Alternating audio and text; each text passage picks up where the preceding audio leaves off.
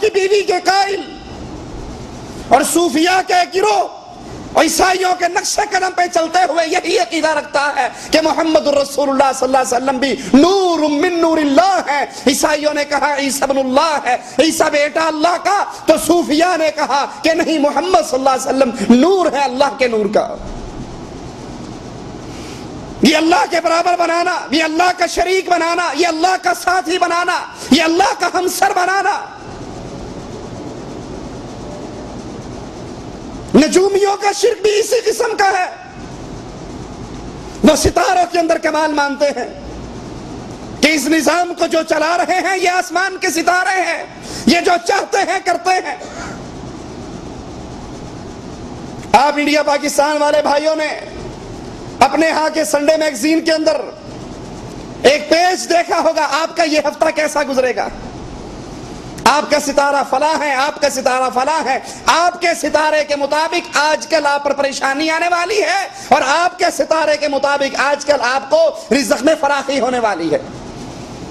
اکثر معروف اچھے بھلے لوگوں کی زبان پر ایک جملہ ہوتا ہے, کوئی بندہ پریشان ہونا, اجی آپ کو کیا بتائیں, آج کل ہمارا تو ستارہ ہی گردش میں ہے.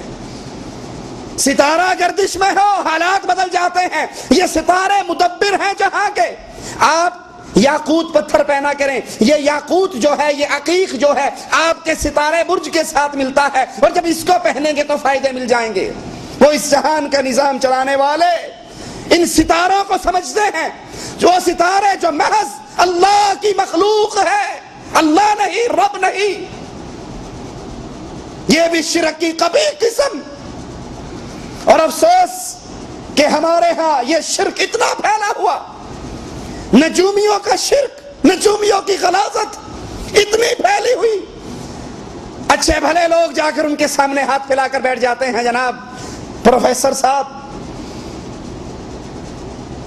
بنگالی بابا, ذرا دیکھ کر بتائیے ہمارے ہاتھ کی لکیریں اور ہمارے ستارے کیا بولتے ہیں. یہ جادوگر, یہ نجومی جو ان کے سامنے ایک مرتبہ جا کر سوال کر دے, ان کی تصدیق کر دے, اس کی 40 دن تک نمازیں برباد ہو جاتی. ان کی تصدیق کرنے والا اللہ کی شریعت کی تکذیب کرتا ہے. یہ شرک کی بڑی بھیانک قسم اور بڑی عام قسم. ان کو تقدیروں کا مالک, تقدیروں کا عالم سمجھا جاتا ہے, اور حالانکہ کیفیت کیا ہے. یہ جو لوگوں کی تقدیروں کے حالات بول بول کر بتاتے ہیں, ان کی اپنی کیفیت کیا ہے؟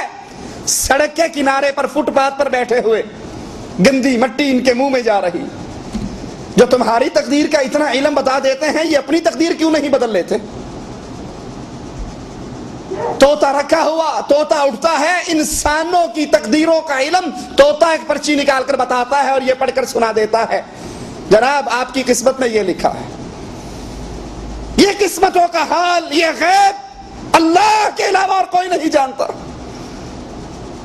اسی طرح قبر پرستوں کا شرک, وہ بھی اسی قسم کا, جو یہ عقیدہ رکھتے ہیں کہ اولیاء کی روح ہے, مرنے کے بعد جو چاہتی ہیں کر گزرتی ہیں. کسی کی روح کو چھین کر اسے دوبارہ زندہ کر دیتی ہیں. یا علی مدد کا نعرہ لگاؤ تو دشمن کے مقابلے پر حاضر ہو جاتی ہے. ہر جمعرات کو گھروں کے کنڈے بجا بجا کر پوچھتی ہیں کیا پکایا ہے. روحیں آتی ہیں جاتی ہیں, شہداء کی روحیں ہیں, اولیاء اللہ کی روحیں ہیں, مصیبتوں میں مدد کرتی ہیں, اولاد دیتی ہیں, رزق دیتی ہیں, خزانوں کی مالک ہیں, یہ سارا کچھ کرتی ہیں. حالانکہ اس پورے جہان کا نظام چلانے والا صرف اللہ ہے. رسول اللہ صلی اللہ علیہ وسلم کے بیٹے ابراہیم کی وفات پر جب اللہ کی نشانیوں میں سے ایک نشانی تبدیل ہوئی, لوگوں نے یہی چرچے کیے تھے کہ اس کی موت کا غم تو یہ بھی برداشت نہ کر سکا. رسول اللہ صلی اللہ علیہ وسلم نے فوراً خطبہ دیا, کہا یہ چاند اور سورج اللہ کی نشانیوں میں سے ایک نشانی ہے, یہ کسی کے مرنے اور زندہ ہونے سے تبدیل نہیں ہوا کرتے. اس کائنات میں تصرف کرنے والا نہ کوئی ولی, نہ کوئی پیر, نہ کوئی بزرگ, نہ کوئی امام, نہ کوئی شیخ, نہ کوئی حضرت, اس پوری کائنات کا کنٹرول کرنے والا ایک عرش والا رب ہے. شرک کی دوسری قسم اسماء و صفات. اس کی بھی دو قسمیں ہیں، شرک تشبیہ، اللہ کی صفات کو مخلوق کی صفات پر تشبیہ دینا۔ اہل سنت کا عقیدہ ہے جو صفت اللہ کی وارد ہو گئی قرآن اور حدیث میں، اس پر ایمان لایا جائے، اس کی تشبیہ نہ دی جائے، اس کی تعویل نہ کی جائے۔ ید اللہ علی الجماعہ، اللہ کا ہاتھ جماعت پر حدیث میں آیا، ہمارا ایمان ہے، لیکن کیا اللہ کا ہاتھ میرے ہاتھ کی طرح؟ نہیں، لیس کمثلہ شیء، اس کی کوئی مثال نہیں، اس کی کوئی مانند نہیں۔ اللہ کا قدم حدیث میں آیا، جہنم پہ رکھا جائے گا، کیسے ہے؟ جیسے اس کی شان کو لائق ہے، کسی مخلوق کے ساتھ تشبیہ نہیں دی جا سکتی۔ اللہ کی آنکھیں تجری بأعیننا، کیسے ہے؟ جیسے اس کی شان کو لائق ہے، کسی مخلوق کے ساتھ تشبیہ نہیں دی جا سکتی۔ اللہ کلام کرتا ہے، یہ قرآن اللہ کی صفت ہے، اللہ کا کلام ہے۔ یہ تمام اسماء و صفات اللہ کی ویسے ہی ماننا واجب ہے جس طرح آ گئی، جس طرح علم دے دیا گیا۔ دوسری قسم، اللہ کے مبارک نام ہیں، اللہ کے پیارے نام ہیں، مشرکین ان ناموں کے اندر سے اپنے جھوٹے الہوں کا نام نکالتے ہیں۔ اس لیے اللہ عز و جل فرماتا ہے وَلِلَّهِ الْأَسْمَاءُ الْحُسْنَى فَادْعُوهُ بِهَا وَذَرُوا الَّذِينَ يُلْحِدُونَ فِي أَسْمَائِهِ سَيُجْزَوْنَ مَا كَانُوا يَعْمَلُونَ۔ اللہ کے پیارے پیارے نام ہیں، اللہ کو ان ناموں کے ساتھ پکارو اور ان لوگوں کو چھوڑ دو جو اللہ کے ناموں میں الحاد پیدا کرتے ہیں، ان قریب وہ اپنے کرتوتوں کا بدلہ پا لیں گے۔